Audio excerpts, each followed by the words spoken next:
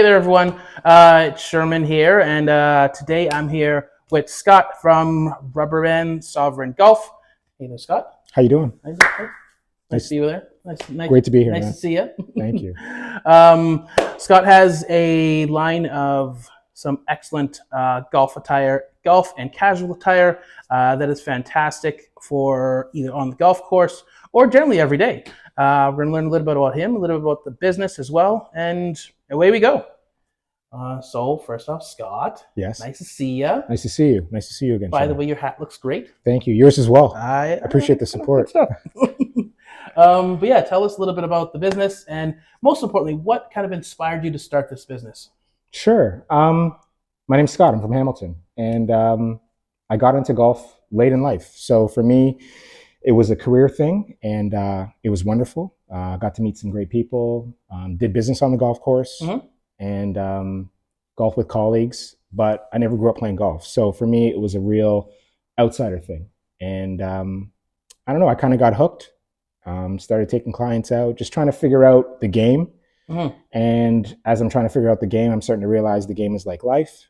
And it just really brought me closer to the people that I work with, my clients, and it was teaching me something about myself that I didn't really know that I needed a lesson in, and that is patience. And I think the game of golf is wonderful, and I'm just trying to give back and do something in the community by donating a portion of the proceeds to the mission services of Hamilton. Okay.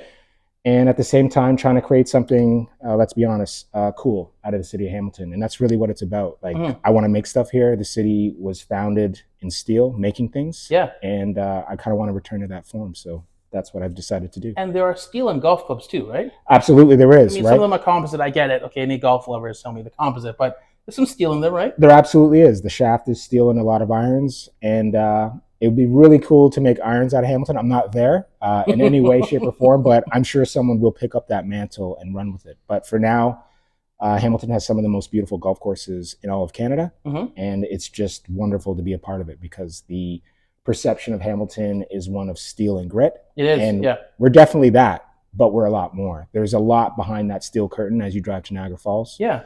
The nature and the beauty of this city, the waterfalls, the parks, the trails, they're endless. So, yeah, I just want to show a different side of the city. And one thing, I used to work in the corporate world, and I didn't think that golf was just accessible to everyone. I thought golf was accessible only when I would work at my previous employers. In the corporate world, we do have corporate tournaments once or twice a year, raise money for a thing, and that's the only time I'd play golf. So I thought the only courses, I didn't know there were public courses. I didn't know they existed until I moved fairly close to one in Rosedale, and yeah, there's a golf club there, and we could just go there anytime, right? Yeah, I mean, for me, it's not even a sport I thought about. In the heyday of Tiger Woods, I was obviously happy for him, but I could care less. I did not think that this was a worthy endeavor, and I couldn't be more wrong. It's just been wonderful to see the mentorship and the growth around individuals and coming into careers and doing business deals. It's just, I don't know, it's everything for me. It's golf is really a transformative thing, and you really get to learn and know about somebody after spending 4 hours with them on the golf course. Yeah. It's quite revealing. Absolutely. Yeah. I do want to say one thing. If you mention Tiger Woods and say he's not a big deal, my mom loves Tiger Woods. Oh, I love him now. I love him now. I think she loves him a little more than you do. Like a little bit more, a little more than you do. No, and I mean, honestly, coming from the city, from Hamilton, I mean, nobody I knew grew up playing golf, right? I mean, this was a hockey, baseball town when I was a little kid, and you've seen it change. And meeting so many young people on the course, now being a member at a private golf course for 8 years, which has allowed me to see the growth and maturation of many young people, both men and women. And you're seeing people from high school through university and then obtaining jobs through the golf course. The people that they meet those connections, right? It's incredible. It's like no other sport I've ever seen in my life. It's something. So when thinking about starting Rubberband Sovereign, I really wanted to think about like what it does and how it's not only a healthy and active lifestyle, but how it can also lead to business and career opportunity. Absolutely.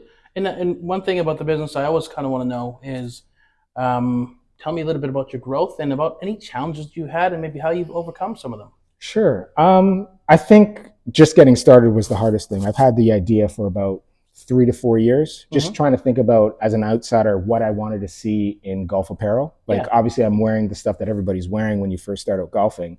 And then as you do it more, you're just kind of looking at it like, I don't really dress like that. I like the traditions of golf, but I also want something that sort of represents who I am, coming from a city environment, an urban environment. So I think the major challenge is trying to make stuff here. Okay. The world doesn't really manufacture in North America the way it once did. So trying to get it up and going was the major challenge. So I've just kind of started by creating things and seeing if people gravitate towards them and sort of going from there. But I think being all things, as a small business owner, as every small business owner goes through, I'm not unique in that regard, is just wearing every single hat. Yes. Literally and figuratively. It's just one of those things. So I'm in the process of doing like a little letter jacket, varsity jacket. I'm just trying to figure out what it is. Like, people trying to figure out their tempo and their golf swing. I'm trying to figure out what my tempo is in this business. So I continue to be challenged, but I'm encouraged by some of the people I've met here in this city, because we are a manufacturing city. Yeah. I've managed to meet some of these people and sort of reinvigorate some businesses that had been dormant for years, just because I'm like, I want to make this. And I'm like, there's nobody that does this anymore. And we're a textile city too. Absolutely. Absolutely. I mean, we have Copley here in the city. They've been around since the 1800s. My very first suit was a Hamilton suit. I just didn't know it was a Hamilton suit at the time. I found out afterwards. So I'll check some of my suits and see if I got some copies as well too. Yeah, I mean, my hope is one day I'll be able to white label through Copley. I'm not there yet, but I plan on knocking on that door one day. Okay. Yeah. Beauty. And I've noticed there's a couple different items we have over here. Some of the hats, which I think are fantastic. What are some of maybe your personal favorites, and maybe what are some of the best sellers so far, or the most popular? I don't have it here, but when I first started out, I made like this dad hat. It was 100% cotton. Kind of learned that wasn't the most ideal fit for the golf course, just because it's so hot. So I would probably say our new recycled nylon, yellow and green caps, 100% recycled nylon, lightweight. They've been a big hit with some of the golfers at my course and selling them online. And then we made like one-off products, like this is just a putter cover, driver head cover. Yeah. So I'm just trying to do things that golfers sort of appreciate. And yeah, I'm going to be doing stuff over the wintertime, just like now that the golf season is over, because I have a healthy habit. It's hard to work golf and try to start this startup company. So yeah, I'm working on some things in the off season, and I'm just kind of excited about what I can do here in the city, and sort of take it across and see if it can grow. Yeah. Well, hey, I really want to see kind of what comes up after the off season, because getting that time to kind of burrow down a little bit and just hunker down, without playing. And once again, I am not the quickest golfer, so when I play, it's give or take 10 hours. We're there all day long. But if you're in the boardroom or on the design table designing some cool stuff, I'd love to see kind of what comes up in the summertime and what comes up in springtime, and maybe what events you're going to be at. I'd love to kind of see what happens next. Well, thank you. Like, we did a great event this summer. We worked with some first responders at the Hamilton Police Station. So there was a first to respond women's only golf tournament, and they were doing something for Mission Services. And I linked up with that organization because obviously I'm doing work with the Mission Services. I volunteer there, and we donate money back to them. That organization in one golf tournament, they raised $30,000. These women got together and did something, and I was just privileged to be there, supporting, donating, selling some caps. But yeah, it's exciting to see that kind of thing. And those are the types of things I want to be involved in. Things that are giving back to the community. Yeah. I very much want to follow that model. If you'll notice the PGA Tour, what they do when they go to each city, they're always donating to some charity. And I always love that. And I wanted to incorporate that into this business. So yeah, I'm excited about doing it, and I can't wait to share what we have coming up next. Yeah, and doing the charity work, it feels good. It kind of it feeds the soul a little bit. It really does. Like, I've been at Mission Services volunteering there for over 2 years now, and they're always very thankful and appreciative of me being there, along with every other volunteer that's there. But I get far more out of it than they do. And it's that hidden thing about volunteering. It really does, like you said, speak to the soul. Yeah. I feel great afterwards. I look forward to doing it. And yeah, it's just, like I said, it's just nice to be a part of an organization that's trying to give back to the city of Hamilton. Beauty. Well, so two questions. One is, if you want to change gears a little bit, Sure. tell us a little bit about maybe something about you that maybe most people don't know. About me, I would say one thing people don't know about me is I have a film and television background. Okay. So I was a producer on independent films, and then I got into agency work with a young talent out of Hamilton making documentary films. Mm-hmm. So the biggest project that most people would know would be The Carter Effect. That was something that premiered at TIFF in 2017 and was on Netflix worldwide. That was a dream come true, just getting to premiere at TIFF, like something I've always wanted to do and accomplish. Mm-hmm. And it was just wonderful doing that deal, meeting LeBron James, meeting Drake, having them come on board, be executive producers. It was really, so far in terms of my career, a major highlight, and just taking business trips to Los Angeles and New York. Yeah. So yeah, I mean, that was something I've done for 20 years, just always in the background, always just kind of doing a side hustle. Mm-hmm. And Vince is a legend. Absolute legend. Well, as you know, we retired the number and the jersey. It was phenomenal. So doing that, like doing the Carter Effect and being involved and seeing it come from nothing into something was amazing. It's gonna be quite a journey the whole way through. Just seeing everything. Yeah, and in a true Canadian fashion, every Canadian company turned it down, right? They all said it was just too small of a story. And then one day, LeBron James's production company reached out to us.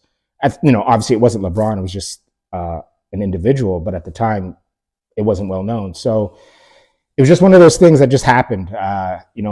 Someone came out of the blue and said, "Hey, what's this project?" Yeah. And most people don't know this, but LeBron James one of his favorite players was Vince Carter growing up. Oh boy. And he saw the little trailer, and the rest was history after that. Oh my! When LeBron was growing up, was he not shooting basketball since he was like 3 years old? He's been playing for 20 years now, right? Well, I mean, obviously he's got one of the greatest careers in all of modern sports history. Arguably the best career. I mean, we're not going to have the discussion right now. It might take a little too long, but that's okay. But yeah, no. It was that was a tremendous honor and something that I'll remember for the rest of my life. And it really is what drove me to try to do this, which I think is pretty impossible. Like just trying to create a golf brand. Many people told me, don't do it, don't waste your time. You just won't have the scale to make it work. And they're absolutely correct. I've just not been one of those people to accept that it can't be done. It probably won't, but I'm going to give it my damnedest. I'm going to try my hardest, right? So we're going to see what happens. So yeah, I'm a positive, optimistic person. So I'm hoping for the best. Now, next question is, I know you've played at a bunch of different golf courses all over Hamilton and possibly all over Canada as well too. Give me your top few favorite in Hamilton, maybe top two favorite in Hamilton to play at. Sure. And then maybe your top two in the country. Okay.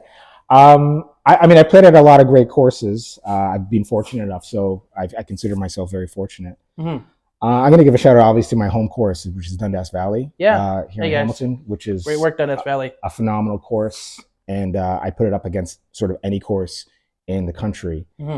But here locally in Ontario, we have phenomenal golf courses. So there's courses like Piper's Heath. A major one is obviously the Devil's Pulpit, which is called Pulpit now. Yeah. Beautiful golf course. And Big Wind, which is on an island. You have to take a boat to get out there. Oh, really? Okay. Phenomenal course. I've yet to play Hamilton Golf and Country Club. That's a dream of mine. I hope to play that course next year, hopefully. But yeah, we'll see. Like I said, Southern Ontario is inundated with top quality golf courses, and not a lot of people recognize or even know that. Okay. It's unbelievable. It's unbelievable. And then if you're talking about all across Canada, maybe what's your top two or top one? How about this? Give me the best one you've played at in the country, and then best one that you want to play at in the country. And then you let me know. We'll fly out. We'll go. We'll go shoot around. That's a great question. I mean, the number one course that I want to play in Canada and maybe the world is definitely top five is Cabot Cliffs out in Nova Scotia. Done by a Canadian. Phenomenal golf course. They've got courses out in Bordeaux, France, St. Lucia. They're on the West Coast in the United States and Canada. Nice. Canadian success story, and it's just great to see. And I would say that would be my number one. Obviously, I'd love to play Pebble Beach, Spanish Bay, Spyglass Yeah. in California. I had some friends go down there to do that. So one day, hopefully, fingers crossed. All right. Beauty. Yeah. Well, I do want to say thank you for coming out and for joining us. You want to tell us maybe where we can find some of your products and any other tidbits you want to add about something special on social media coming up? Sure.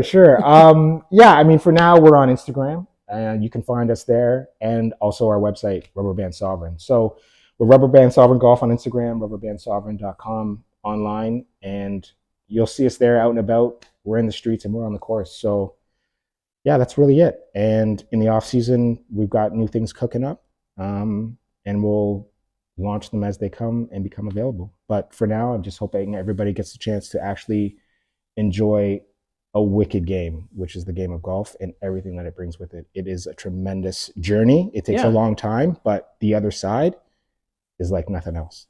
Yeah, I hear that. All right, well, hey, thank you very much, Sherm. You guys, thanks for joining it. Thanks for tuning in. Follow Scott on his journey with all the fantastic golf items, and hopefully we see you guys on the course sometime soon. All the best.